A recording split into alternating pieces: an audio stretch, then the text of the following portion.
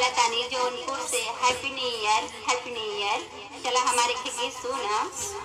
नए साल में नाचे मोर मगन मनवा, धरती पे छायल खुशहाली बा।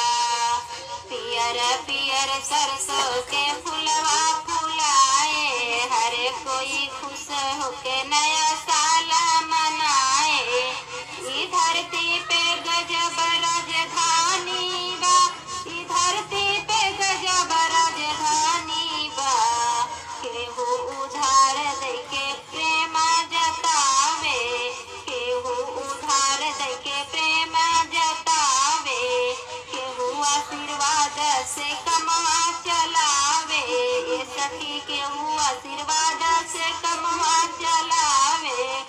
फूलवा से कोमल फूल माली बा, ये सखी फूलवा से कोमल फूल